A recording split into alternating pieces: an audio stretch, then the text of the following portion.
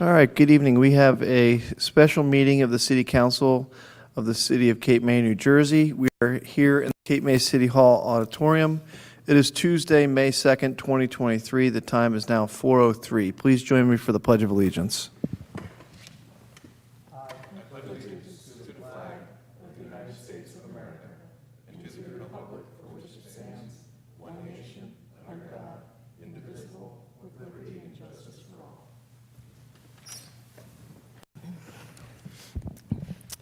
Under the Open Public Meetings Law, notice of this meeting was sent to the Cape May County Herald and the Press of Atlantic City, and a copy of the agenda was delivered to each member of City Council and posted on the Cape May City website and Cape May City Hall bulletin board. Notice is hereby provided that Cape May City Council meetings are audio recorded and video streamed live. Live video streams are posted to the Cape May City website. The City of Cape May is not responsible if audio recording or live video streaming of a meeting is unavailable. Roll call. Deputy Mayor Baldwin. Here. Councilmember McDade. Here. Councilmember Meyer. Here. Mayor Mullick. Here. Councilmember Yeager. Here. City Solicitor Gillen Schwartz. Here. City Manager Vole. Here. And City Clerk Burke. Here. All right. We have 135-05-2023, a resolution providing for a meeting not open to the public in accordance with the provisions of the New Jersey Open Public Meetings Act, position of the tax assessor. I'm sorry, do I have a motion? I'll make the motion. Do I have a second? I'll second. Roll call? Can I ask Oh, a go quick question? Go ahead. Are we going into closed session after this meeting, or after our regular meeting as well? Should we put the reason for that on here as well? There's another resolution to go back into closed session at the end of the agenda with Gotcha. like what's Okay. on there. Okay, Okay. okay. I just want to make sure that we're adhering to open public meeting. Okay. Roll call? Councilmember Yeager. Yes. Councilmember Meyer. Yes. Councilmember McDade. Yes. Deputy Mayor Baldwin. Yes. Mayor Mullick. Yes. Okay.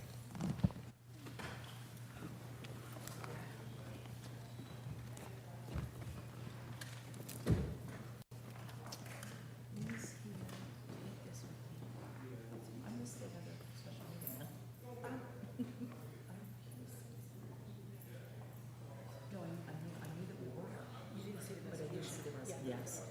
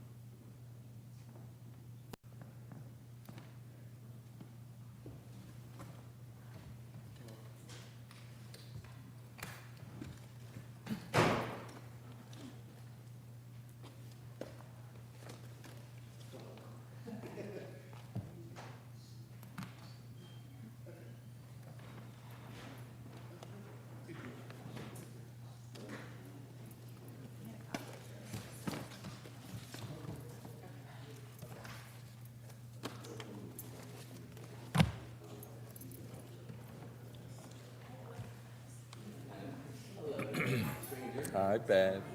How you doing?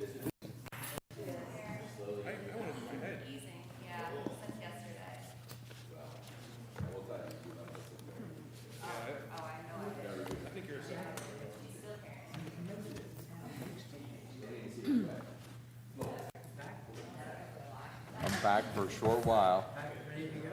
Not even close. Up here I am.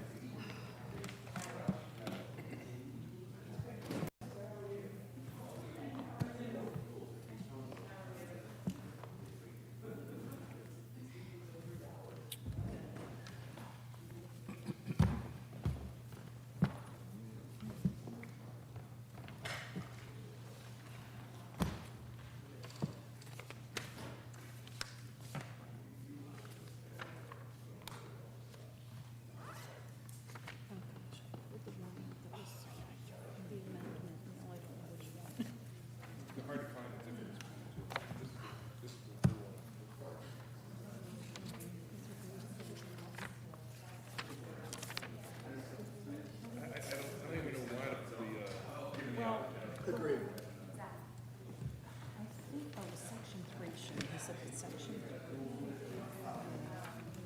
Was the section changed?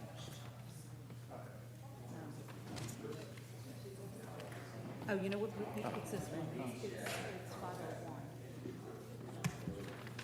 I know what it is. You're 501? I do have. Okay, so the 501, the original, you don't think that section. Yeah, okay, well, then that's the.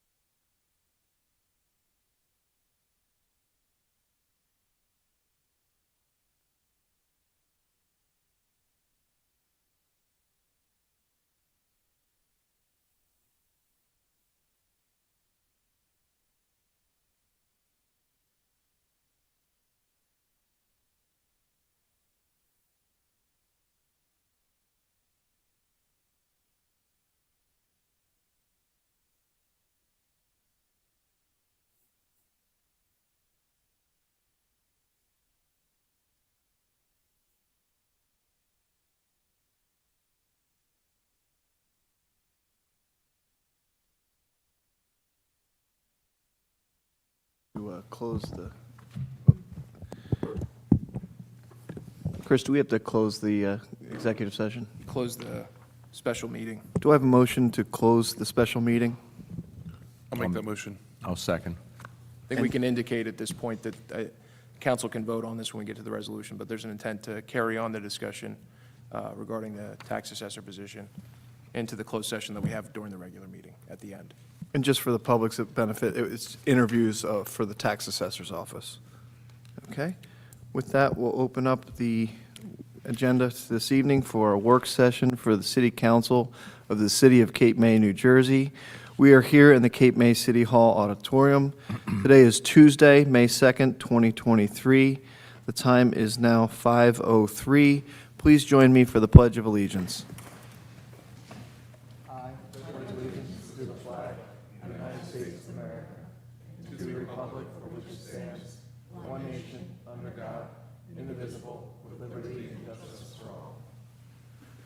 Thank you. Under the Open Public Meetings Law, notice of this meeting was sent to the Cape May County Herald and the Press of Atlantic City, and a copy of the agenda was delivered to each member of City Council and posted on the Cape May City website and Cape May City Hall Bulletin Board. Notice is hereby provided that Cape May City Council meetings are audio recorded and video streamed live. Live video streams are posted to the Cape May City website. The City of Cape May is not responsible if audio recording or live video streaming of a meeting is unavailable. Roll call. Deputy Mayor Baldwin. Here? Councilmember McDade. Here. Councilmember Meyer. Here. Mayor Mellick. Here. Councilmember Yeager. Here. City Solicitor Gillen Schwartz. Here. City Manager Vole. Here. And City Clerk Burke. Here. Okay. We'll Mayor, start if we with may, updates. the recipient isn't here yet for the Employee of the The Month employee award. of the month is still working. Exactly. Good selection. I'll give you a little hint, he's on duty. Okay. All right. City Manager, do you have any updates for us otherwise?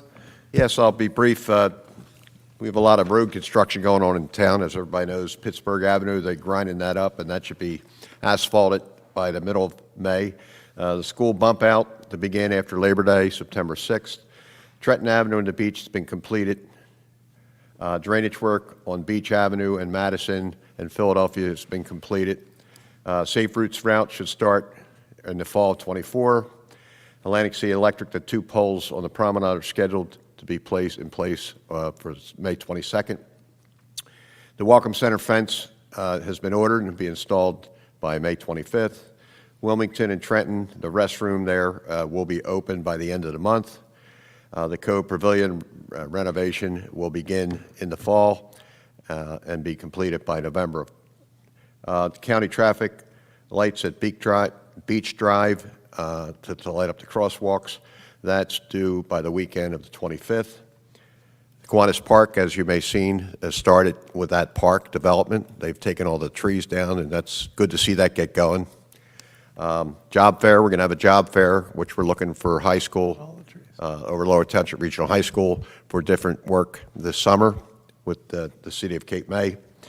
Mr. Vole, just real quick, because I saw the Shade Tree Commissioner look like a shot of glare over to you when you said all the trees in Kiwanis Club.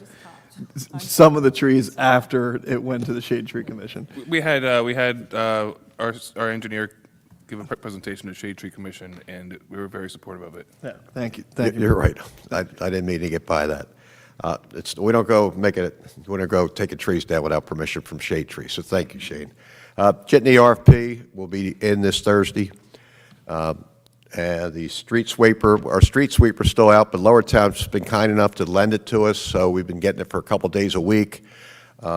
We should have ours back in the next 2 weeks. They were just waiting on parts. And the electric charging stations, next Thursday, the RFP, we should get the numbers of what we're looking for, or looking at. And that's it, Mayor. Thank you, and speak for all council in thanking Lower Township for allowing us to use the street sweeper. I know it's been difficult getting some of these parts still, which is crazy, but it's taken a while. City Solicitor? I don't have anything right now, Mayor. Thank you. Okay. With that, we had the Employee of the Month recognition, but he's still working, so I'm going to do our proclamation regarding the National Beach Safety Week. Okay. I don't know why I'm getting up here when we're not actually presenting this to anyone but our deputy mayor, I guess, but please bring this to the Beach Safety Committee with our thanks. The proclamation reads as following: recognizing National Beach Safety Week, Whereas the beautiful coastal and inland beaches of the city of Cape May represent a world-renowned recreational resource. And whereas residents and visitors alike are drawn to these beaches by the millions each year for the water and beach activities. And whereas the aquatic environment has dangers, particularly rip currents that can be effectively managed through public awareness and vigilance of professional lifeguards. And whereas for reasons of public safety, an annual reminder of the joys and hazards associated with the aquatic environment are appropriate as we commence the busy summer season here in the city of Cape May. And whereas residents and visitors alike must remember all of these different programs that the city has initiated: swim near a lifeguard, learn to swim, learn rip current safety, never swim alone, designate a water watcher, alcohol and water do not mix, feet first when entering the water, life jackets save lives, observe signs and flags, and beat the heat, wear sunblock. Now therefore, I, Zachary Moloch, by the virtue and the authority vested in me as mayor of the city of Cape May, do hereby proclaim May 22nd and through 29th this week as 2023 as National Beach Safety Week in the city of Cape May, and urge all residents and visitors using our beaches to enjoy themselves at the beach while taking appropriate measures to protect themselves and their children. Thank you.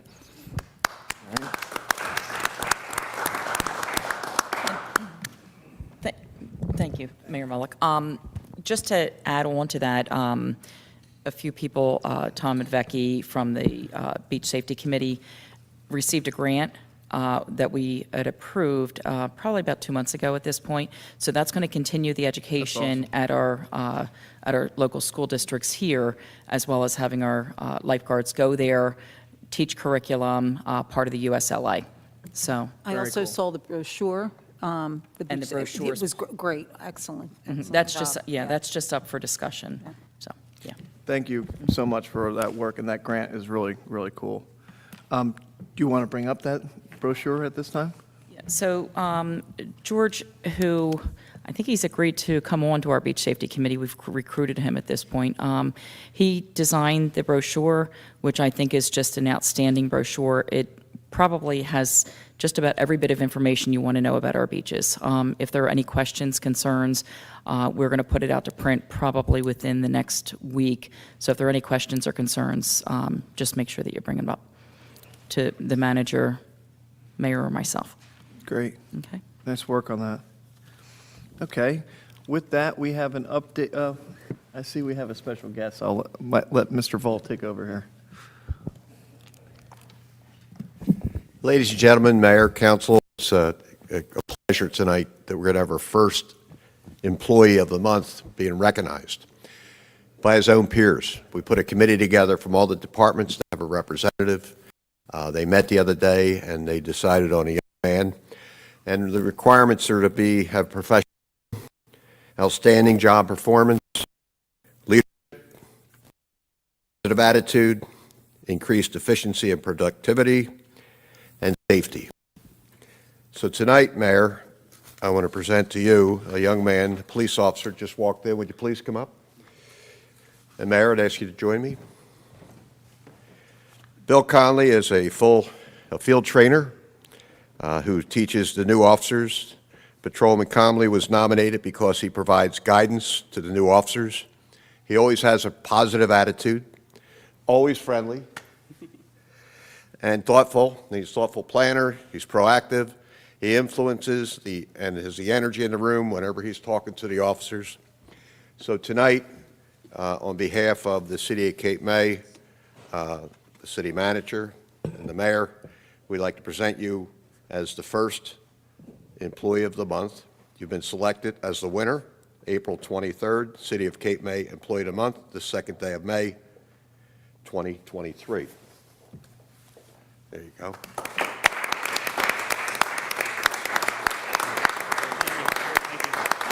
Officer, with that, you have a $100 gift certificate for a dinner for two, compliments of the Lemire Pier House. So enjoy that, and enjoy your day off for doing a great job. Thank you very much. You bet. Get a picture. You want to get in here, Mayor? Yeah, absolutely.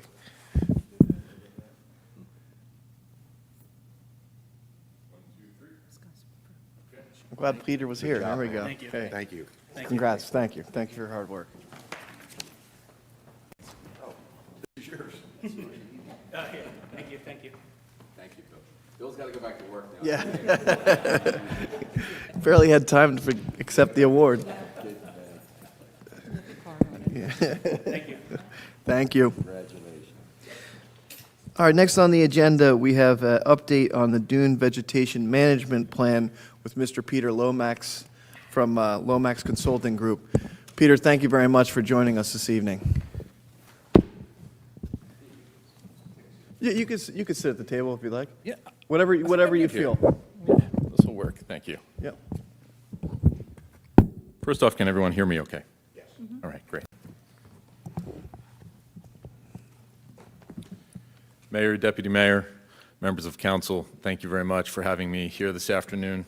I appreciate the invitation to talk about the Dune Vegetation Management Plan.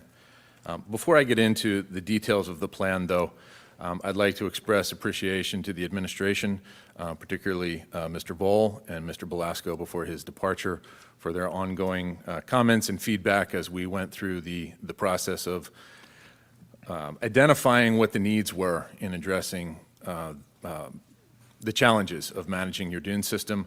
I'd also like to acknowledge the professionalism and input from your professionals, Mr. Gillen-Schwartz and also Mr. Orlando, who, again, from the beginning of this process were vested in trying to make sure that what we ended up with was a workable plan, not something that would collect dust on the shelf, but something that could be implemented very quickly and very easily by the city, by its departments, by the staff that you have here, the capable staff that you have.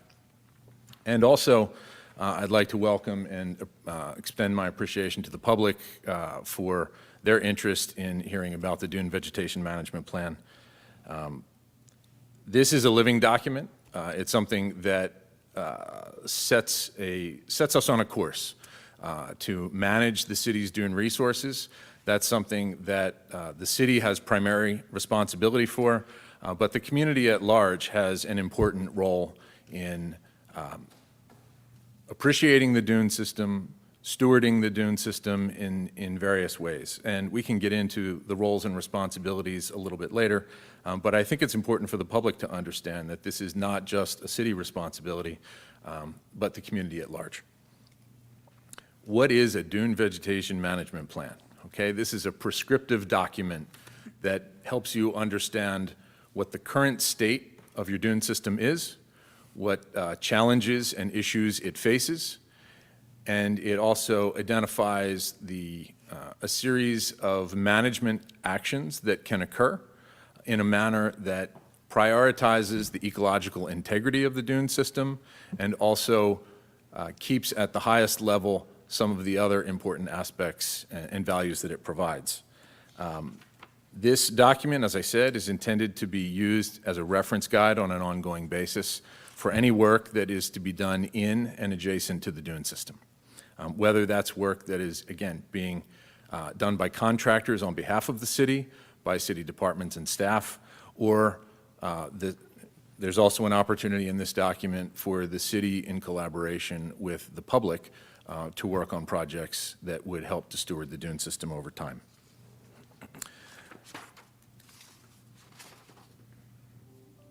Your dune system is an incredibly unique coastal resource. A lot of towns have dunes that are only adjacent to private residences. Some towns have dunes that are only adjacent to boardwalks or promenades. You have a very interesting mix where your dune system spans from the Coast Guard base to the east all the way to the Cove and the Nature Conservancy lands to the west. And there is a mosaic of uses that exist adjacent to those dunes. You have a very active beach system. I'm delighted to hear about the progress you're making in beach safety. I applaud those efforts. The dune system itself provides a series of things. It gives you coastal protection, right? We think about the dunes as this static physical landform that protects us in the onslaught of coastal storms. It doesn't just protect you when the coastal storms arrive, it is a sandbank. It is a reserve of sand that when that storm passes, that sand is then available to redeploy onto the beach. And this happens through a natural process where as dunes are scarped or eroded, the natural angle of repose occurs and wind movement spreads that sand around and reaches a stasis at the beach. This is also an ecological resource that sequesters carbon. Your dunes are vegetated. All of that vegetation is carbon being stored within that system, both above and underground. And the storage of that carbon underground in the form of the root system is what holds and stabilizes that dune system over time. We also think about the dunes as a natural resource in terms of its ecological benefits, habitat, right? This is an area that has unique plants that are adapted to only grow in that type of environment that is harsh by any measure. Salt spray, droughty, nutrient-poor soils, and a constant exposure to wind. And, in the event of coastal storms, waves. But it does provide high-quality habitat, not just for the resident wildlife, but you are the pinnacle of migratory wildlife as well.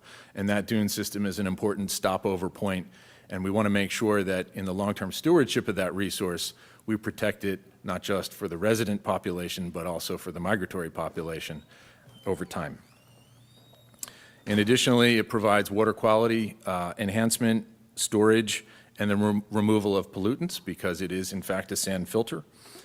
And lastly, I'd want to look to the cultural and historical representations that the dune provides. There is a unique value that the dune system has in terms of your cultural heritage, your viewscape, your seascape. Anyone who thinks about Cape May doesn't think about Cape May without its beach and dune system. And to that point, it's also an important recreational amenity.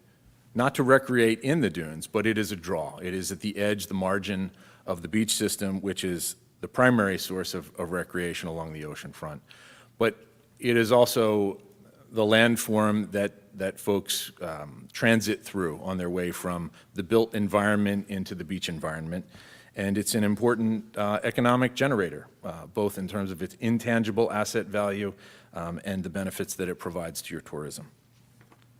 That's why we need to take care of the dunes. How we take care of the dunes is important because through a series of projects that the city launched into, it became very clear that this is a resource that needs management because it has some challenges. Anything that we neglect over time, and I don't mean to say neglect in a negative context, but where we focus our resources is dependent upon the focus of the administration and the available resources that can be deployed to take care of the city. And over time, if you defer any type of maintenance, you end up with a series of problems and challenges that result. This is an opportunity to reset the clock on the dune and prioritize it for long-term stewardship. There are existing challenges with invasive species growth within your dunes. We took the opportunity to do an assessment and map out invasive species within the dunes, and there are a whole host of species. Probably the ones that are most visible would be the Japanese black pine trees, which in the 1960s were thought of as the solution to coastal storm protection and dune systems. Unfortunately, what we've learned over time is that this invasive species tends to take over and displace the native species. We also have hazardous species within your dunes. These would be thorny vegetation, poison ivy, things that you don't want to have growing immediately adjacent to pedestrian walkways through the dunes. Hazardous species are okay in certain portions of the dunes where the public is not present, but they're not ideal in the transit locations along beach and dune paths and along the promenade. Additionally, you have damaging vines within your dune system. These are vines that some are native, some are invasive, but they grow. They overtake existing structural vegetation to the point that they choke out those plants and shrubbery and trees. And ultimately what happens is when the framework underneath of it fails, you're then left with a destabilized section of dune. And then the other two, let's call them non-biological challenges that we noted in our assessment, were the unauthorized dune access. So this is trespass into the dune system, which is not ideal because that incursion destabilizes the dune. The first incursion invites the second and the third, and pretty soon you have a ball field in the dune system. The unauthorized activity destabilizes the sand. It can adversely impact the vegetation, and over time, it starts to erode the dunes, and it also has an adverse impact on the habitat value of the dune. The last physical challenge that we noted was that the dune system is contained by sand fencing, but it's also contained on its landward side by a bulkhead and a seawall. And in many locations along the promenade and the seawall as you move further to the east, we noted places where either the bulkhead was starting to fail or where you had infrastructure issues that were either exposing the public to let's call it questionably safe activities, walking along a bulkhead with exposed metal. And then also we noted some locations where the bulkhead failure was starting to allow sand to migrate into the street system. That destabilizes the dune, and it also creates an operational challenge for you over time. We identified all of these issues through a comprehensive assessment that began last year and continued through the fall, and identified these challenges and then came up with a prescribed set of actions to address those. Within the plan itself, there is the first set of mapping which specifically addresses in detail the assessment that was completed, to the point that we identify the tree locations and number them of the Japanese black pine trees that are in the dunes. But there are also other invasive species that we've noted on that plan. At the same time, we mapped your dune system into the types of habitat that exist, and you have your primary frontal dune, which is the most exposed to your salt spray. There is the secondary portion of the dune that is a bit more sheltered from the ocean front, the harsher conditions. And then in the cove section, you have some interdunal wetland areas where you actually have freshwater wetlands that exist in the troughs of the dune system. So we mapped out not just the habitat, but also the conditions and challenges. And then we took that information and put it into a series of priority mapping. So we mapped out the dune system in red, green, and yellow. Red indicating the areas of highest priority for dune stewardship activity. Generally speaking, that happens in the section at the furthest eastern section of town, where the seawall exists but not the promenade, and that has the greatest abundance and density of Japanese black pine and damaging and hazardous vegetation. The other priority area that we found was in the cove, and that was primarily defined by a lack of sand fencing, where the public tends to get into the dune system, and also a lack of vegetation. So we then took that priority mapping and developed 2 pilot projects that the city can implement. And those pilot projects would be the removal and replacement of invasive species in the dune system at the eastern end of town, and the planting and implementation of additional fencing in the cove section of town. That mapping and those projects are prescribed at a schematic level, also in the appendices of the Dune Vegetation Management Plan. So again, a document that can be pulled off the shelves and immediately implemented by the city, by its department, and also in collaboration with the public if the city chooses to do so. The next stage, once this document is completed, is to submit it to the Department of Environmental Protection for their review. It would be a consistency review with the coastal zone management rules, with the end goal being that the actions prescribed within this plan do not require a separate permit from DEP, that this projects, as long as they meet the intent and the guidelines of this plan, as administered by a Dune Vegetation Management Plan Review Board, which is controlled by the city. It's a review by the city as well as appointed members from the Shade Tree and Environmental Commission to ensure that any projects that happen in the dunes meet the ecological integrity metrics that are contained within this plan, and also follow the implementation guidelines of this plan so that we can be assured that they fit within the DEP guidelines as well. So the next step is for this to be submitted, once the city approves it, is to be submitted to DEP. They'll review it and issue a coastal jurisdictional determination, and then you can implement this plan and its prescribed pilot projects.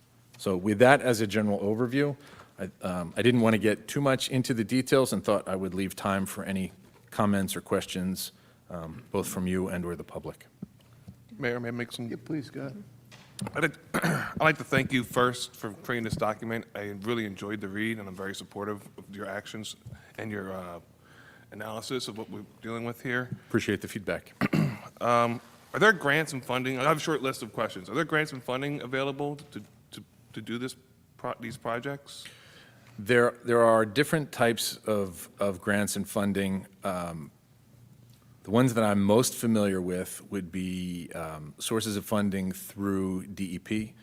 There are some stewardship projects or stewardship grant opportunities that are available with DEP that can address hazard tree management, invasive species management, and I believe the U.S. Fish and Wildlife Service, I think, or the Natural Resource Conservation Service may also have some habitat management funding. Anything? Exactly what the provisions and requirements of those are, I'm not familiar. Anything available through FEMA? I don't know. Okay. Can you talk about a little bit of the replacement requirements, Absolutely. I'm glad you bring that up. And as a second part of that, say, the biggest issue a lot of people complain about are these Japanese pines. And you have mentioned in your report that one of them was illegally cut at one portion of the dunes. Is it possible to replace a large tree like we have out there with something smaller like grass? Yes, so the plan speaks specifically to that. I appreciate you highlighting that. It was something I had intended to touch on and overlooked. From the beginning, there was a clear direction for our work to make sure that any activity in the dune left it in ecologically better condition than when the project started. So what you'll see in the management and project implementation section of the report is a clear mandate that any species, any specimens that are removed from the dune, and I should point out, I want to underscore, the trees that get removed from the dune are invasive species. They're not inconvenient trees, okay? They're not trees that inconveniently block a view. They're trees that shouldn't have been there in the first place. So the removal of and replacement of that vegetation is specifically defined by the drip line. So if you have a tree that has an outer perimeter, the furthest reaches of its branches establish the drip line. And let's say that that's 30 feet in diameter. That then defines the removal and replacement area. So that tree is removed and it's replaced by vegetation that is identified within the appendices of this report. In addition to that removal area, again, with the idea of leaving things better than we found them, there is an additional buffer zone beyond that, a 10-foot zone beyond that, where any bare sandy areas are also planted with vegetation. That's particularly important because invasive species are invasive because they propagate better than native species. In the case of Japanese black pine, they drop pine cones that germinate very quickly, and where you have a mature Japanese black pine, you have a whole host of progeny that are growing around that perimeter. So you remove the initial host tree, you also remove the saplings that are around it, and you plant that area with native vegetation. The removal is really important where it's a flush cut. So the entire dune, or the entire root system that is in the dune remains. And that's important because it continues to be a stabilizing factor within the dune to prevent erosion. But you're then also planting that open area with new vegetation. And it can be anything that's selected from the recommended plantings. It can be a replacement in the form of a tree, but it also has the opportunity for it to be shrubs. and also herbaceous vegetation. And our recommendation would be to create a mixture of plantings, because ultimately what we want to do is create a robust ecosystem and a robust habitat. And by creating a mixture, you create biodiversity, and biodiversity begets productivity and stability. There is a designated ratio that's established by the on-center spacing. So if you remove a tree, well, you're not going to plant a tree that's 30 feet in diameter. That's just impractical. But you replace it with multiple trees that are 6 feet on center. So by its very nature, you're creating a ratio of replacement that exceeds the initial removal. And by creating a buffer around it, you're planting an area that was much larger than the initial area of disturbance. So, I'm sorry, Shane, were you done? I just have one more question. Well, I just want to mention real quick, when I was in Cub Scouts, we planted the dune grass, and it's just totally different from what it looked like back then. Finally, when it comes to the wooden bulkhead that's fallen into the street, is that county property or is that city property? County. Is it? County. I'm not entirely sure. That, but- that's county, and it's part of our plan to redo that road and redo the bulkhead. Okay, I just want to put that out there. So I just had a couple of questions. In your document, you indicated that there are 3 sort of priorities of the plannings that need to be addressed, and degree You're of- referring to the red, yellow, green? Yes, red, Okay, yellow, yes. and the prioritization of doing so. Can you just give an understanding of the percentages associated with each of those? So for example, is, the priority 1, the red, are we looking at 60% of the vegetation that's, on the dunes needs to be replaced? Is it 20? The black and white version makes it challenging to sort of see the markings. So Understood. I couldn't quite get a good appreciation for how much this work would entail. So you mean percentage of areas in red as compared to the total dune Yes. system? Okay. I didn't calculate that, but I Okay. think I can ballpark it for you. Okay, right? all right. As we mapped out the dune complex along the, I should probably give you the limits of the study area too. So it's from the boundary line of the Coast Guard base to the, at the east. Right. To the municipal boundary at the west, just beyond the Cove Beach. So from just east of Wilmington Avenue, so the sort of the midway point of Poverty Beach, almost to Madison, is the first high-priority area, which I described earlier as As a sort of the pilot? non-promenade section. Okay. And that's an area where the invasive species exceed 5 in number, and in that area, well exceed 5, and where there is hazardous or damaging vegetation, and where there's an absence of fencing. So Okay. that high-priority area, if I were to estimate that along the city's entire length, I might say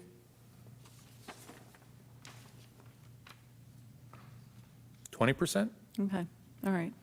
And is that part of, you mentioned 2 pilots?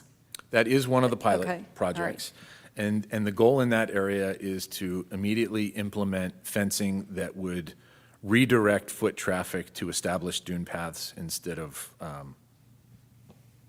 the exploratory paths that have been put in the dunes. And in your professional opinion, this can be done in-house? Doesn't require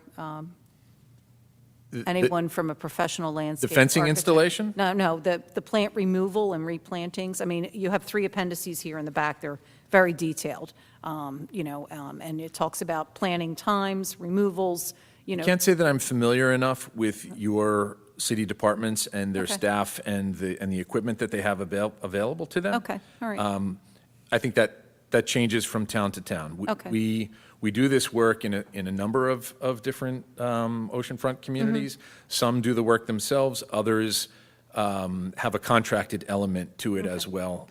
And I think that may be more, certainly in those towns, it may be more a function of training and certification. And that's what's mentioned in here, that there's a certification criteria for Yes. someone who might be doing this work, so. And there's something that came to my mind as you mentioned, who should be doing the work. Right. It's very important that whoever does the work is familiar with the plan. we don't want anyone to go beyond the limits of what this plan entails. And it's very specific, where machinery, beyond handheld machinery, chainsaws, trimmers, that sort of thing, is okay to be in the dunes. But someone has to be capable of removing a tree in the dune and physically breaking it down and getting it out of the dune without bringing in motorized tracked vehicles into the dune system. I think that was somewhat to my point, that this seems like a very delicate and precise process. It can be surgical. It Yeah, really can. and it's certainly seen by some of the description, and so, not to disparage, our great DPW guys and stuff, but, this seems like a very specialized talent, and to understand what you're doing, because it's just not removing it, it's also ensuring that you're not disrupting what's surrounding it. And that so probably depends based on the type of project. You may have some projects that are immediately adjacent Right. to a roadway where it's very easy to gain that access. You may have other projects where it's essential to bring someone in who has the equipment that can remove something that's in the interior of the dune and not easily reachable. Okay, thank you. Any other questions, council? I just want to point something out. You talked about the various entities in the city, such as Environmental Commission, Zoning Board, and things like that. I think it's also appropriate to involve the Shade Tree Commission in this, too, because I'm sure they're going to have a say looking down the road as well. Understood. And also, referring to the trespassing at Wilmington Avenue, that's our biggest Achilles heel. That's probably something we need to move on as soon as possible before the Army Corps fixes that problem for us.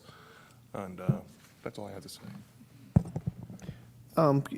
Question for the DEP review, Peter. I'm assuming the sequence then is council approval of the resolution, and then you would submit this to the DEP, or how does that work? That's correct. There's an application package that would be submitted to DEP that would include a resolution from the city adopting the dune vegetation management plan, subject to DEP comment. I mean, it is possible that this document can be submitted to DEP and receive comments back that the city may want to implement, or those could be conditional comments where, but for the city agreeing to those conditions, the jurisdictional determination would not be issued. So I would say this is a provisional document until it has DEP's blessing.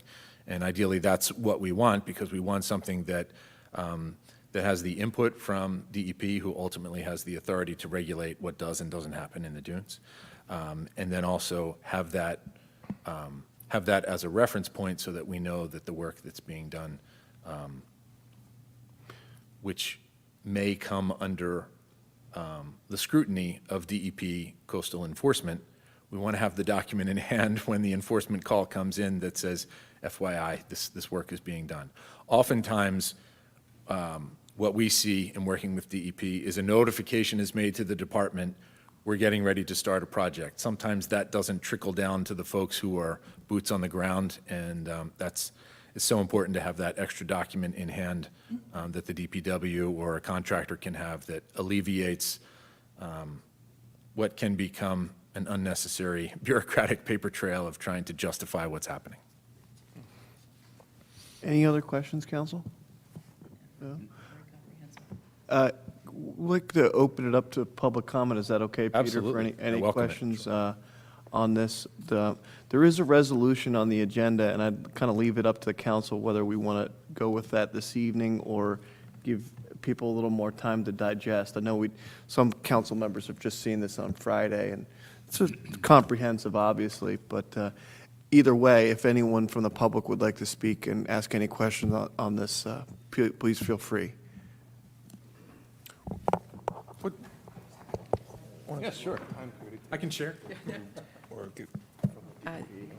Yeah, Stacy Shan, 928 Columbia Avenue. When I was on city council, I was on the Seawall and Promenade Committee, and we had a presentation by Lomax for the dune beautification. And what it came down to was that it was going to be a couple $100,000 per block, or couple blocks. So I didn't know if you had a cost associated with this one, because before when you spoke with us, I think they gave us a cost for a couple blocks on how much it was going to cost to do the project. I'm not sure where the cost estimate came from. I'm not familiar with that price per block. I haven't done a cost estimate, and I think some of that would depend based on whether the work's being done internally by city departments or contracted out. So that's not something that I'm prepared to speak to this evening. But I'm not familiar with the cost estimate either. I'm wondering if that was done separately. That was done by Lomax, the older gentleman. When he came, they were doing what it would probably cost for that. Because some of that cost, I'm sorry to Yeah. interrupt, but I think that initial discussion happened back in 2020. So I think anything that was discussed at that time Excuse me, Peter. may not have been. oh, you got to referenced. use the mic, I'm sorry. Thank you. So discussions that happened with my father, so Joe Lomax is Okay. my father. Those preliminary discussions, I believe, happened in 2020.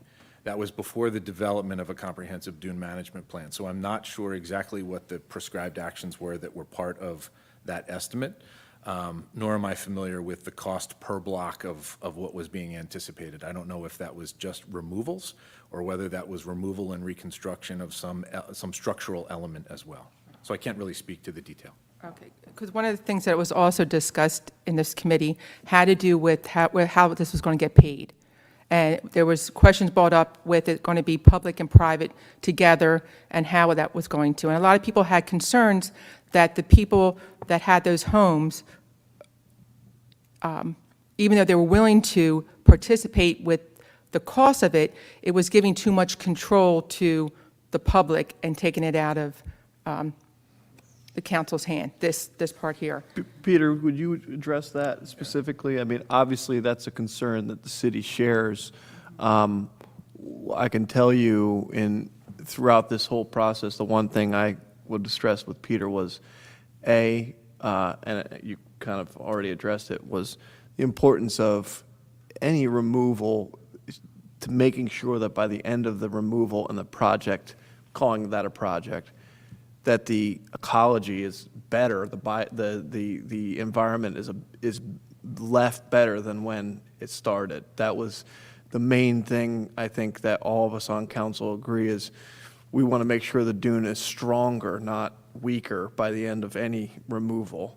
But would you address that concern of, can I phrase it as a private entity having more control than the city? Because I think one of the issues that was brought up was, I wouldn't say enforcement, but oversight on it, that's going to prevent somebody from just going, oh, don't worry, we're improving it. Oh, we accidentally took that out. Sorry, like what control does the city have besides just pictures? And if they do something, because the whole idea, I think when Mr. Lomax spoke before, was the fact that the DEP was going to give approval without having to go for a permit each time. And with that, required certain certifications by anybody removing anything, that you couldn't just go out and hire Joe Schmo Landscaping to come in and remove something, that it required certain certifications and they were required to follow, like he said before, the plan, so that things weren't getting removed that shouldn't have gotten removed, and that they were removing it properly. Stacy, in this document, there's a very detailed section that talks about any engagement with a private and public sector, talks about the checklist and the rules of engagement.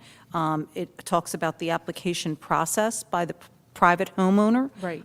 Talks about And I was really surprised in that section that it had that we were going to be basically putting a lien on the property, and it was going to be filed with the clerk's office.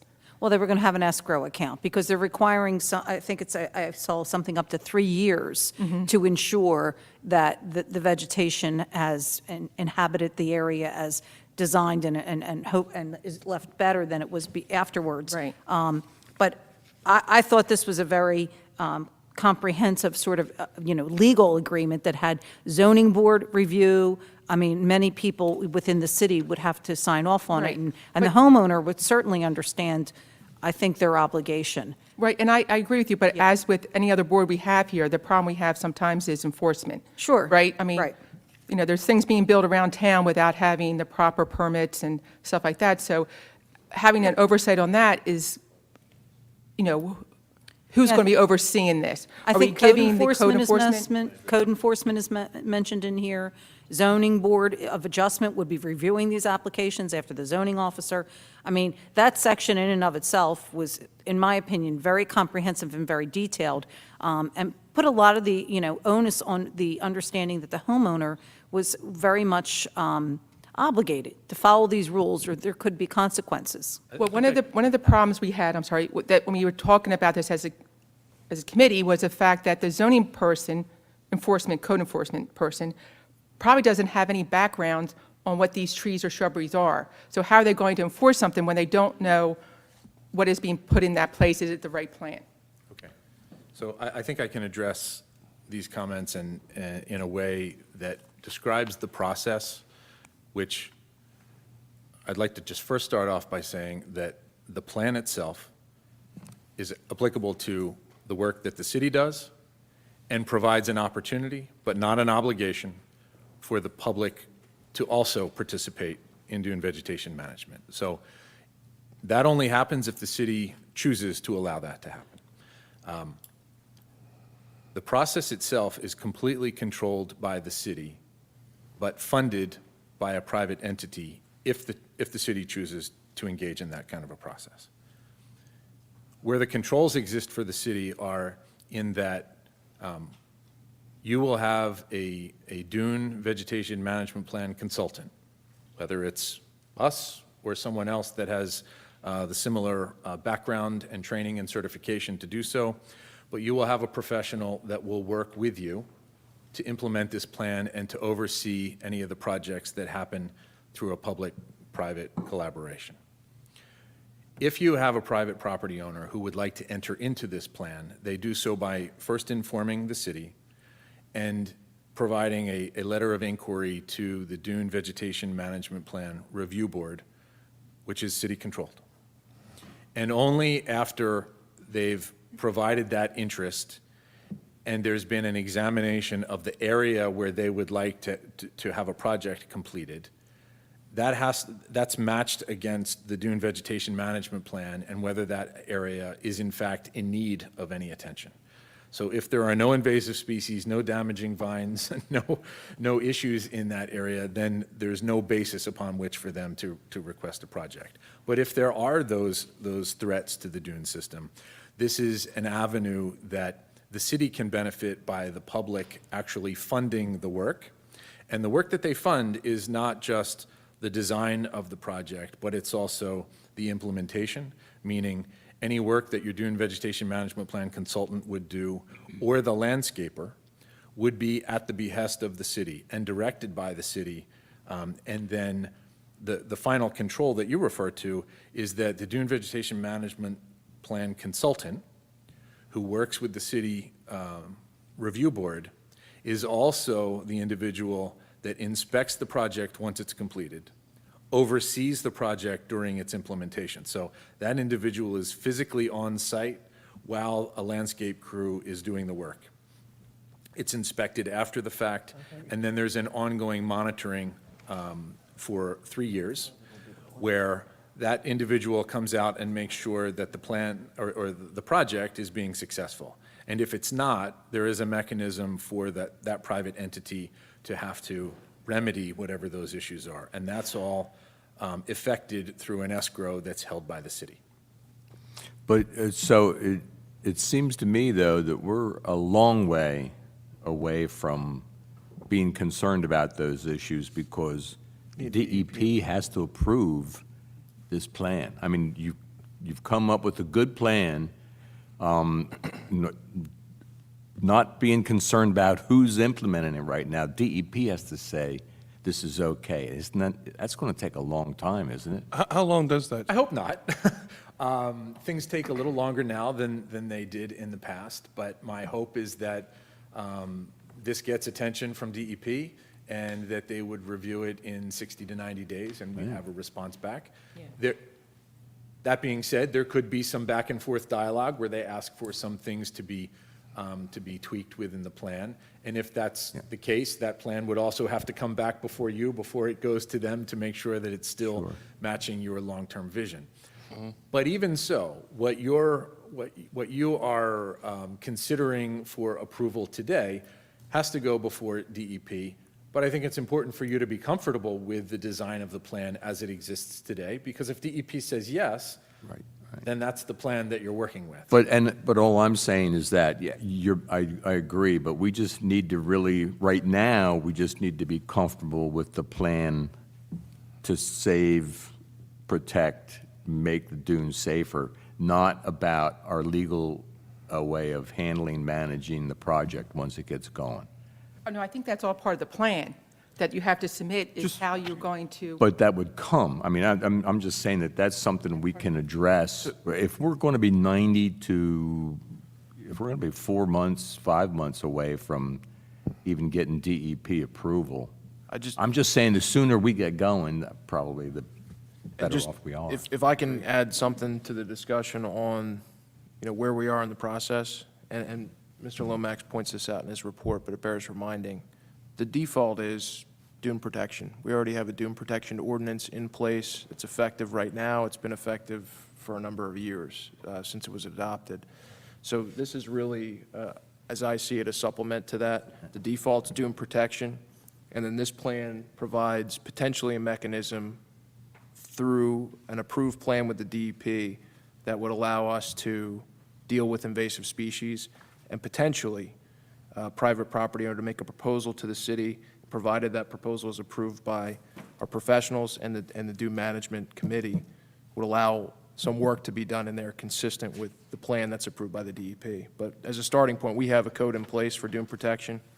And no one should be doing anything in the dunes, without the city's say-so. And that's the way our code reads right now. Okay, my clarification question then is, I assumed that this plan is what is going to be submitted to the DEP for us to have approval to do these things in the dunes, correct? correct. And part of that is having a person that's going to, the whole process in place on this, I guess, committee that's going to oversee this, the fact that the city's going to have to hire a person, either Lomax or somebody else, to oversee this, and, it's going to be ongoing, because when they presented before, it was, we're going to do a couple blocks, and by the time we get done, the whole beachfront, it's going to be coming around and doing the beginning of it again because of growth coming around, is how your father explained it, that once you go down the beach, you'll probably be coming back around to Just- maintenance Yes, of it. there's Just an ongoing. quickly, though, to answer that, on the financially, I mean, this really doesn't stick us to any financial obligation. I understand your point. Your point is that there will be a cost. I would just counter that by saying there's going to be a cost whether there's a DEP application or not if you were going to maintain the dune.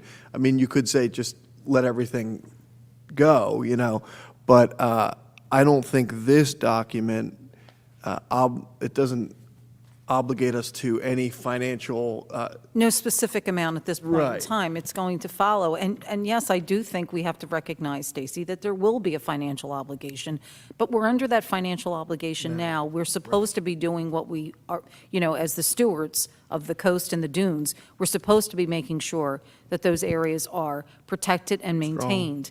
And I think that there will be a financial cost to this.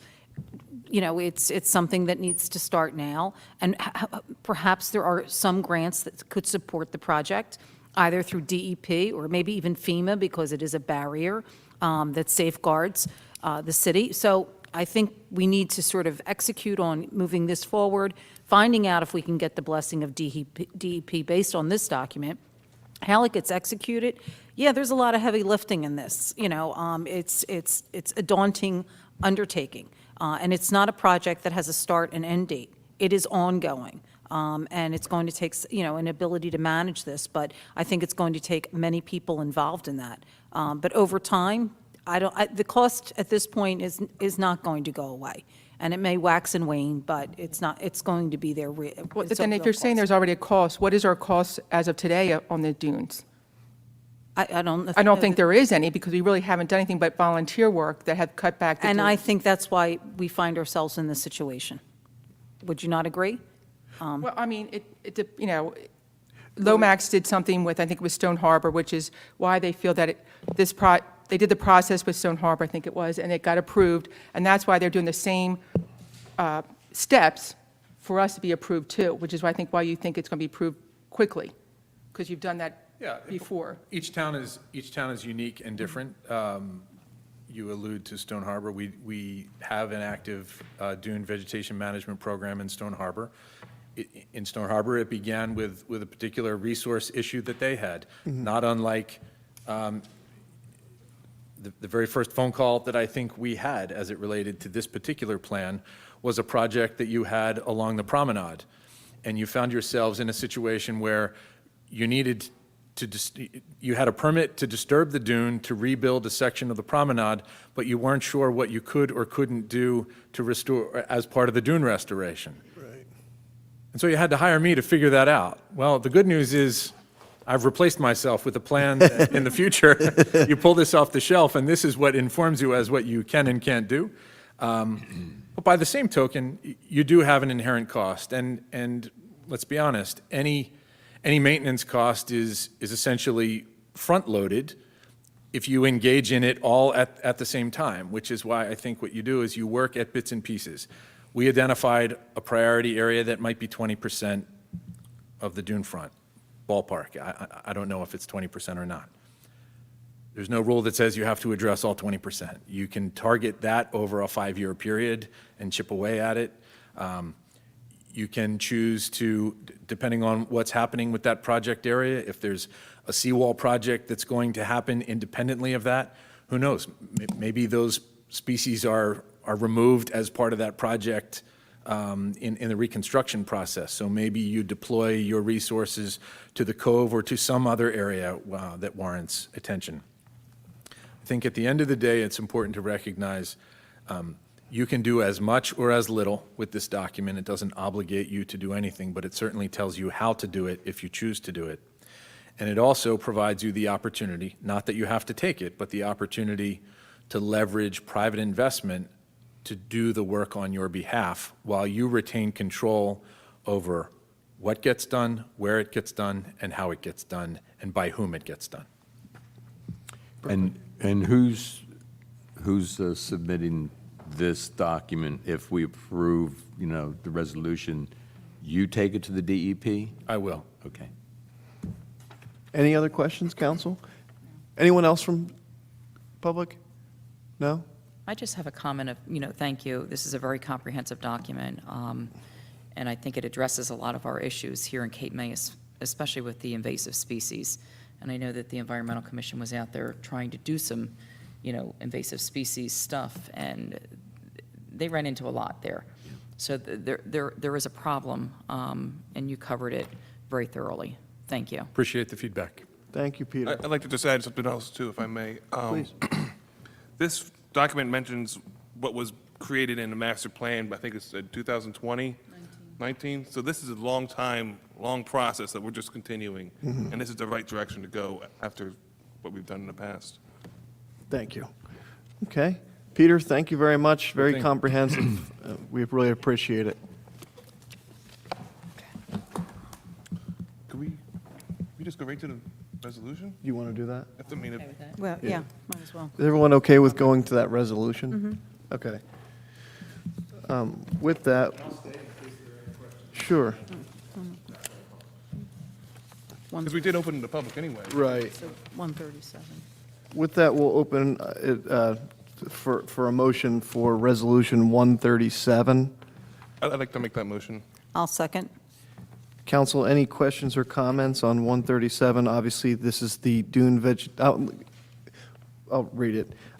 This is the resolution approving implementation of dune vegetation management plan prepared by Mr. Peter Lomax, Lomax Consulting Group. Any questions or comments, council? No? No? Okay, roll call? Councilmember Yeager? Yes. Councilmember Meyer? Yes. Councilmember McDade? Yes. Deputy Mayor Baldwin? Yes. Mayor Mullick? Yes. Okay. Go back to ordinances. Yes, we have 500-2023, a bond ordinance providing for various water sewer utility improvements by and in the city of Cape May, in the county of Cape May, state of New Jersey, appropriating $2 million therefore, and authorizing the issuance of $2 million bonds or notes of the city to finance the cost thereof. Do I have a motion? I'll make a motion. Do I have a second? A second? I know, Councilman Meyer, you had a quick question on this one. Did you get an answer? Yes, Oh, you're good. Okay, okay, okay. Council, any questions or comments on this ordinance? None? Okay. And this is first reading, correct? Yes. Introduction, thank you. Okay, roll call? Councilmember Yeager? Yes. Councilmember Meyer? yes. Councilmember McDade? Yes. Deputy Mayor Baldwin? Yes. Mayor Mellick? Yes. We have 501-2023, a bond ordinance providing for various 2023 capital improvements by and in the city of Cape May, in the county of Cape May, state of New Jersey, appropriating $5,556,285 therefore, and authorizing the issuance of $5,291,700 bonds or notes of the city to finance part of the costs thereof. Do I have a motion? I'll make the motion. Do I have a second? I'll second. Any questions or comments, council? Roll call? Councilmember Yeager? Yes. Councilmember Meyer? Yes. Councilmember McDade? Yes. Deputy Mayor Baldwin? Yes. Mayor Mellick? Yes. Next, we have the public portion on resolutions only. Those wishing to publicly comment, please come up and state your name and address. Anyone here for public comment on resolutions only, please?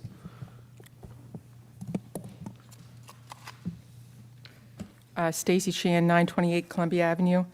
My first question has to do with the professional services for the sanitary sewers for $9,000, Resolution 139. I just have a quick question. I notice it doesn't specify how many sewers or how many, it's kind of like an open. Do we have any idea for that $9,000 what we're getting for our money?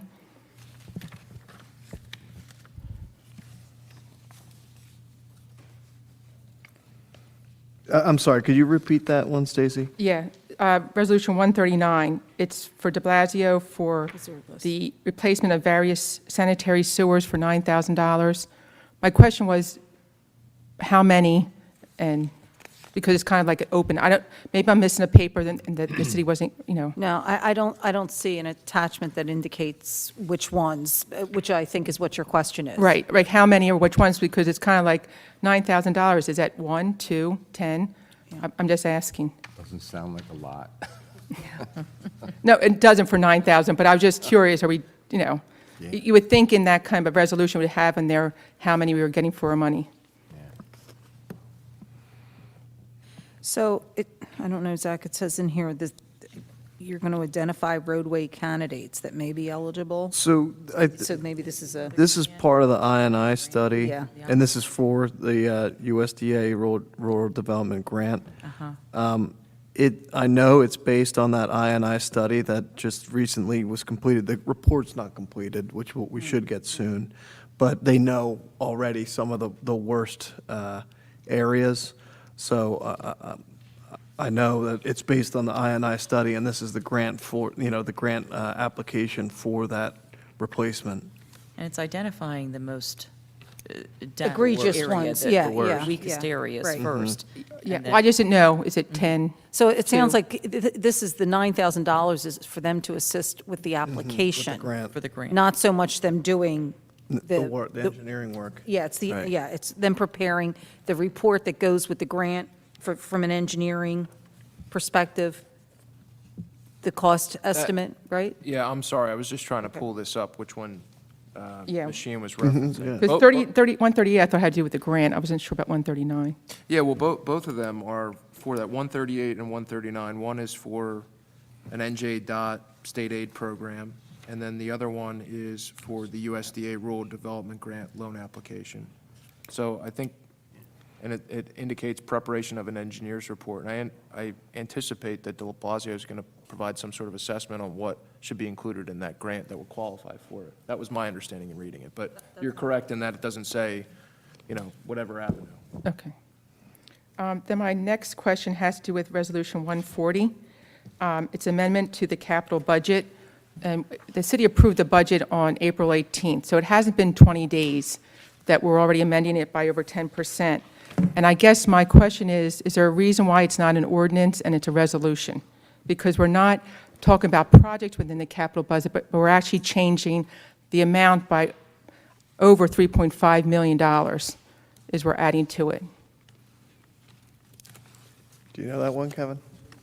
Yeah, I can sort of speak on that. So when you introduce a bond ordinance, you have to make sure that anything that you're including in the bond ordinance is specifically called for in the capital budget. So we amended the capital budget to ensure that the projects we're including in the bond ordinance are appropriately reflected there. But we're actually changing the budget by $3.5 million. The capital budget, yes. Right, that was in the budget we just passed. We're now adding $3.5 million to it. And my question is why it's not an ordinance and it's a resolution? The capital budget exists somewhat separately from the actual operating budget. The capital budget that gets passed along with the budget is more of, it's like, I guess, a guideline of what we expect to do, not necessarily calling out exactly what we are doing for the year. It's more just informational of what we expect to do for the year. But when we pass a bond ordinance, we just have to ensure that it is included in that. So that's why we are amending that, to ensure that it is appropriately included. Okay, I just didn't think once you pass the budget that you could add to the budget at $3.5 million. For the operational budget, that's correct, but the capital budget, again, is sort of a different entity from. But isn't the capital budget in the budget? It's in the budget document, yes. Yeah. Okay. So with that, let me see. So it's, I notice it's not stated in there, but it should have a 2/3 vote in order to be passed? Yeah, for the bond ordinance, you mean? No, for the that resolution. Amendment. Oh, I see. Okay. Is there a reason why it's not in the resolution saying that it needs 2/3 vote? Whether to it's in pass it? there or not, that's what's Okay. required to be done. Usually, it says it in there that it needs 2/3 vote. You don't have 2/3 vote on anything, it doesn't go anywhere. No, it does. It's just not on, when it comes to money. My other question has to do with the bills. I see we're paying a bill for, I think it's $113,000 for the speakers on the beach. Is that just an installment, or is that the final cost for that? Since I don't think they're complete. It's my understanding is that's an installment, Kevin. Do you know that offhand? I believe it's an installment. Yeah. Okay. And just one thing that I did notice was that the facade down at Convention Hall, again, came right underneath the budget to go out to bid. Budget to go out to bid is, the amount is $44,000. This facade at Convention Hall came in at $43,795. Just a comment. And I'll comment back to that by saying sometimes you can use the bid threshold as an advantage. Often it's not, but people know how much that bid threshold is.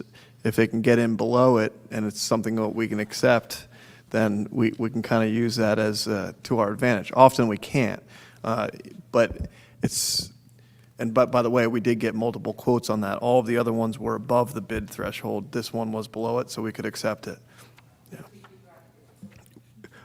Quotes, I should say, quotes. Multiple quotes, yeah. Okay. And the quotes above 44, of course, we couldn't accept. Okay. Anyone else from the public on the resolutions this evening? Seeing none, we can close public comment. Is there anything council would like to remove from the consent agenda? Yes, I would like 13805 removed, please. Anything else, council? I have just a suggested addition to 142, which is the closed session agenda. I received an update today on this Shustak litigation. Wanted to give council an update on that in closed session. So should we add that to the 142? I would suggest making a motion to add continuation of the tax assessor discussion and adding an update on the Shustak litigation. 142. 142, yes. Does someone want to make that motion? I'll make the motion. Should we put in here which numbers we're checking off? To be clear to the public? One of them is for, I think the ones that are in there are already checked off, but for the additions, tax assessor discussion is falling under potential employment or contracts, and Shustak litigation is falling under litigation, all of which are attorney-client privileged. Is that what you meant, Mr. Meyer? Yeah, well, at least it's clarified. Yeah, yeah, absolutely. Okay, so I believe then we have 138 and 142 to remove? Okay, We have to vote on the motion that was just made, okay. or So we can do it when it comes up. we're removing those two. Yeah, let's do it that way, is that all right? Yeah. 136-05-2023, a resolution accepting the 2023 Cops and Shops Grant. 139-05-2023, resolution authorizing a contract for professional services to de Blasio Associates PC for USDA Rural Development Grant Loan application for the replacement of various sanitary sewers. 140-05-2023, resolution amending the capital budget. 141-05-2023, resolution for the payment of bills. Do I have a motion? I make that motion. Do I have a second? I'll second. Roll call? Councilmember Yeager? Yes. Councilmember Meyer? Yes. Councilmember McDade? Yes. Deputy Mayor Baldwin? Yes. Mayor Mellick? Yes. Next, we have 138-05-2023, a resolution authorizing a contract for professional services to de Blasio and Associates PC for NJ DOT state aid program applications. Do I have a motion? I'll make, I'll make a motion. Do I have a second? Okay. Any questions or comments, council? I just wanted to bring this up for the public's, information. This is various types of grants, 4 different types of grants that are mostly related to improving safety in regards to bike paths and walking paths. But I want to bring the attention to the one of them, which I think is very interesting, which is Transit Village. And this says, this program will allow grants totaling $1 million for traditional and non-traditional transportation projects that enhance walking, biking, and/or transit ridership within a half-mile of a transit facility. Only New Jersey municipalities have been designated as transit villages by the Commissioner of Transportation and the Interagency Transit Village Task Force, and are eligible to apply. I think, if we wanted to be serious about public transportation, that this could be an opportunity for us to find a vehicle that fits Cape May. Could be green, it could be, or just better for the environment. I think it's a great opportunity. But the rest of these 3 other things, it's great opportunities to improve our roads for pedestrians and bikers. A lot of municipalities don't have a bus station like we do, so that we kind of forget that we have that sometimes, so it does open us up to some grant applications. It's a good idea. I don't know enough about it, but does it require that we've already been designated a village, transit village, or does that mean? We'd have to look into We it. have to look into but it, yeah. A Okay. lot of times we Yeah. do.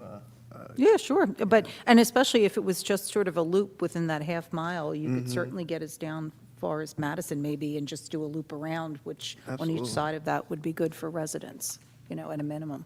I agree. Okay. Any other questions or comments, council? Roll call? Councilmember Yeager? Yes. Councilmember Meyer? Yes. Councilmember McDade? Yes. Deputy Mayor Baldwin? Yes. Mayor Mellick? Yes. This next one, I think we have a motion to amend. Can I have that motion again to amend Resolution 142? I'll make the motion. I'll second. Is everyone clear on what that is? Yep. Mr. Solicitor, could you say that again, what that amendment was? Where the 2 additions are continuation of the tax assessor discussion that occurred earlier in the special meeting, and adding the Shustak litigation as an update to council. Okay, everyone clear? We have a motion and a second. Roll call? Councilmember Yeager? Yes. Councilmember Meyer? Yes. Councilmember McDade? Yes. Deputy Mayor Baldwin? Yes. Mayor Mellick? Yes. Do I have a motion on the amended resolution? I'll make that motion. I'll second. Roll call? Councilmember Yeager, Yes. Councilmember Meyer, Yes. Councilmember McDade, Yes. Deputy Mayor Baldwin, Yes. Mayor Malik. Yes. Next, we're on to old business. Any old business, council? No? New business, city solicitor? Nothing tonight, Mayor, thank you. City manager? No, sir. Okay. City council members, Deputy Mayor?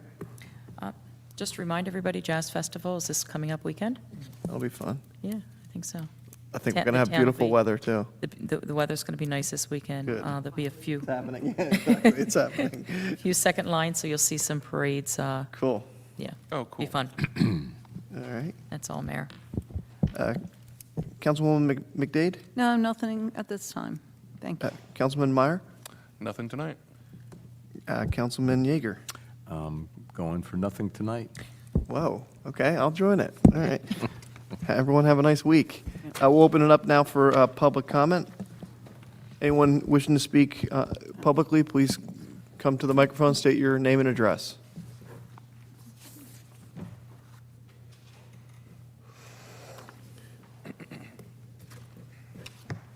Jules Rouse, 1010 New York Avenue.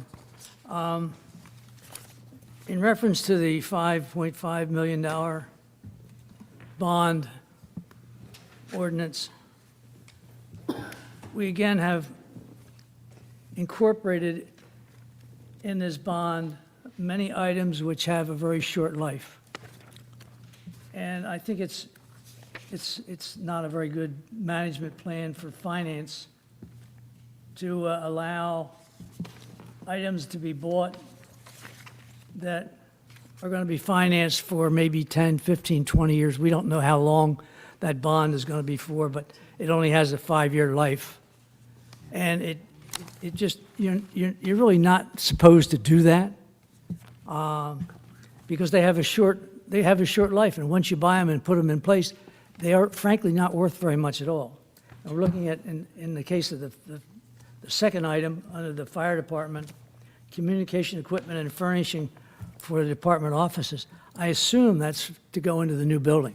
That's correct. Can I go down the list a little bit with you? Yeah, sure. Because I agree with the premise that we don't want to go into debt on things that we don't have to. So I agree with you. In this, you have it, right? Yes. Okay. So 1.7 million in roads, 150,000 in the fire department, as you just stated. And I agree with you, I would be concerned. I will say, most of that is new equipment for the firehouse, which we knew would be coming at some point. And $150,000 is certainly not a small number, but I think in going over what it is, it's not elaborate, in my opinion. Police department, you have 46,000. Again, that goes into defense equipment, tactical defense equipment, radar units, and defibrillators. Should that be in the police officer's budget? I'll let you make that determination yourself, but it's really important equipment for the police. There's no doubt about that. Yeah, I'm not questioning what you're I purchasing. know what I'm you're- questioning the planning of the finance. I understand that. The next big ticket is 1,251,000, and all of them are here. That's the equipment for various city facilities and departments, including but not limited to a trash truck, a street sweeper, a tractor, mall scrubbing machine, important equipment that we need to have as a community. And then the last thing is $2.4 million, which is city buildings and facility, a large majority of which is improvements to the HVAC equipment at Convention Hall.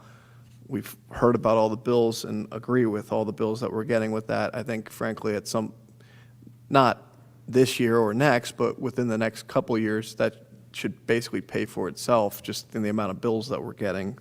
But again, all important upgrades to the city. Can I also add one item?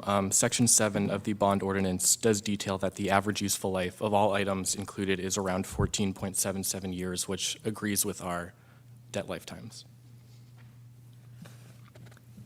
one of the issues that comes up, and I'll go into the vehicles and equipment. If you're buying a group of vehicles at one time, and you're bonding them for a long period of time, in all likelihood, they will expire as a useful piece of equipment in 5 to 7 years. So you're going to be replacing them again at some point, and you're going to continue to be paying for the financing for an excessive amount of years after you no longer have that piece of equipment and you've had to buy a replacement for it. It just perpetuates the value and the cost of that project, of that particular equipment. Added to that is, we know that the fire company is looking to have at least 3 pieces of equipment in the next year or so. They've made that public, and the equipment that they're looking for is another about $2.5 million. So if you're going to be buying these or financing them through long-term financing, you're creating a tremendous burden on the generations ahead of us, where if you would be planning these to finance within the capital budget over a period of years and buying the equipment each year as opposed to buying it a number of pieces at one point, it would make much more sense, in my opinion. I think we're putting ourselves in a corner. We talk about having a surplus of funding, and 12.7 million, I think, was the number that we were given, that's a surplus. You have the money. Mm-hmm. Why not plan to spend the money to buy the equipment in a normal schedule rather than a long-term financing? It just, to me, it doesn't seem to work well. Well, for your edification, for the second reading, Leon Costello will be here with Kevin, so he'll better answer some of those questions. But I think what he would say is this does work with our debt schedule, so it's not as if it's unplanned. I mean, it works with the debt schedule, and he has assured me, because I share in your concerns as to how we plan this out, but he's assured me that this does not affect our debt schedule as we move forward. I'm sure it doesn't affect the schedule, it does place a burden on the generations down the road. We're just deferring the payment by somebody else for equipment that we're using now ourselves, and we have the money to buy them. So it's a decision you have to reach. An interesting thing over the weekend, I looked at Convention Hall, the programs, the recreational programs we have, and they seem to have diminished significantly over the last few years. And I'm wondering, from a long-term standpoint, how are we going to address the utilization of that building to as great a capacity as we can? Because we have programs that have been discontinued and they've not been replaced. And it's kind of interesting. I'm sure you're all familiar with what we refer to as the TWICM. When you look at this is a great publication by MAC for MAC. There's not one thing in this publication that refers to the availability of the programs that the city is conducting. Nothing is registered in this booklet that talks about what's available in Convention Hall or at the tennis center. It seems to me that, MAC does a great job. I'm not criticizing MAC. I just feel there should be more benefit accrued by the city's programs within that publication, so that when this booklet is picked up, somebody would say, hey, there's this is going on in Convention Hall. MAC pays us $1 a year for the use of those facilities. And I think there should be no charge for the city to be able to insert whatever their programs are into this publication, This Week in Cape May. It's unfortunate, frankly, that they are not welcoming the activities of the city into that publication. I know I'm very pleased with the opportunity that we're going to have, hopefully coming forward, a contractor's rules and regulations. I've had the opportunity to meet with the deputy mayor, and what brought it about even more evident to me is over the weekend, there's a property on Beach Avenue, 933 Beach. It's been under construction for a long time. There's pallets of brick on the sidewalk. The sidewalk is completely destroyed. There's a big roll-off dumpster right in the middle of that particular area. For the public pedestrians going down Beach Avenue, over the weekend, I watched them walk out into traffic to go around that project. It is extremely hazardous. It is a very unsafe situation. I did send several members of the city an email requesting that something be done on that. I don't think for the safety of both our own citizens and our visitors that they should be exposed to those kinds of dangers. Thank you very much. Real quick, Thank you, Mr. Roush. can I? Please. Yeah, that's something that construction list, the pre-list, is something that Councilwoman Marie McDade and I are going to work on. Great. Just kind of getting, because there are a lot of ordinances that are tied to those. So we wanted to really have it as a comprehensive document, so. Yeah, I think it's very, very important, frankly, as we see the town is going to get really crowded this summer, I hope, for everyone's sake. And we need to provide as much safety as we can for everyone that's here. Thank you. Thank you. Any other public comment? Stacy? Stacy Shan, 928 Columbia Avenue. I just want to make one comment, and that has to do with the Dan Shustak's lawsuit against the city for a COA. He was suing the city. I just want to say that I was glad to hear that it was dismissed by the judge and that there's no longer a lawsuit, which is great news for the city. My second question is for Mr. Vole. I noticed in your little snippets before the meeting that you mentioned that the bump in for the school is not going to be started till September now.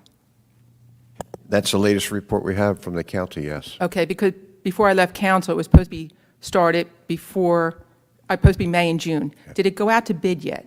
Yes. Yep. I thought it did. That's Part of why I thought that it was going to start. Yeah. That's what we can tell you. It's going to happen. Well, I mean, it's yeah. only been years that this was Right, supposed to be I know. happening, and the county keeps pushing us aside, and it's a safety for the children that this bump out or bump in front of the school occurs. And the fact that they keep pushing us off, I think it's a slap in the face to the council that they don't take it seriously. My other question has to do with the ordinance, the second ordinance. On this ordinance, again, there's no increase in taxes this year, but yet we're bonding for $7 million right here. And my question is, underneath vehicles and equipment, we have a beach tractor. Why isn't that going to be paid for by the beach utility? We have beach tags, and it's supposed to be paying for anything associated with the beach, and I would think a beach tractor definitely should be paid by the beach utility. Then we have the mall scrubber, HVA replacement, and roof repair, and security upgrades to Convention Hall. Why isn't that being paid by the tourism utility? Again, we have a tourism utility. These things are supposed to be coming out of each utility to pay for these improvements, not the capital budget.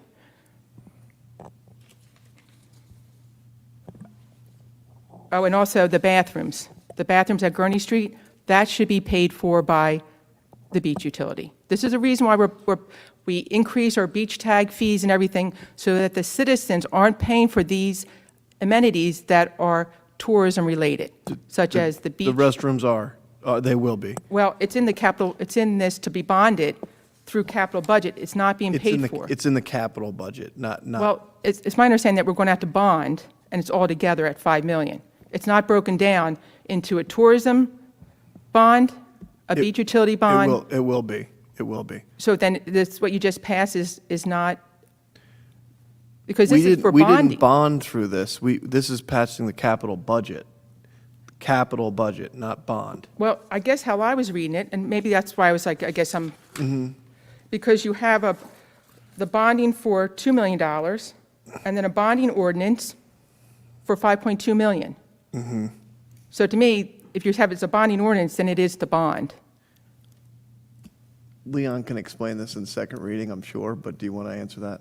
Yeah, so first of all, tonight is just the introduction, I should say. We can always make amendments prior to the final passing. Also, once this bond ordinance is passed, it does not specifically hold us to issuing those bonds. It just gives us the authority to. So if we wanted to, we could pay out of funds on hand or pay out of the capital budget. Then why didn't you put the two bond ordinances together? Just because, between water, sewer, and, Right, because that's a utility. Yeah. Which I understand why that was for 2 million. yeah, exactly. So, yeah, that's its own separate one. Water, sewer's a self-liquidating its own entity, so that's why it has its own bond ordinance. Right, and so does the tourism utilities, it's supposed to be its own identity, and so is a beach utility. So that was why, I don't understand why they're not separated out, that we're going to be paying for them individually. That we could amend it, I suppose, if we wanted to. And add two more bond ordinances specifically associated with that? Is that what, Yeah. a potential? Yeah.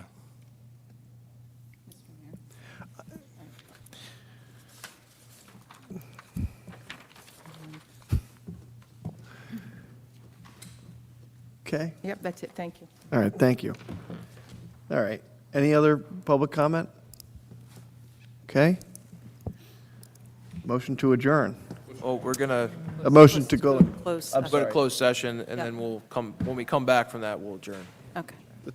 Time is 6:35. For the public's benefit, we do not plan on taking any action this evening, I don't believe.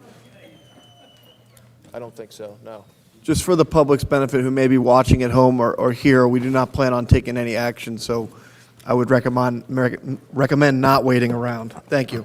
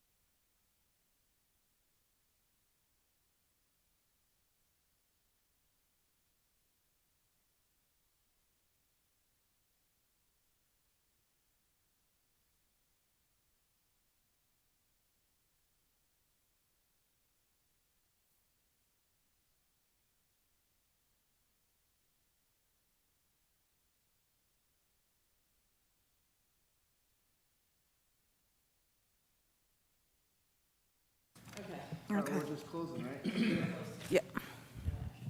Okay. Good evening. We're just returning from a closed session, which we are taking no action in. Do I have a motion to adjourn? Make a motion. All right. Thank you, everyone. Have a great evening. Thank you. Time is just 7:51. 7:51. Thank you.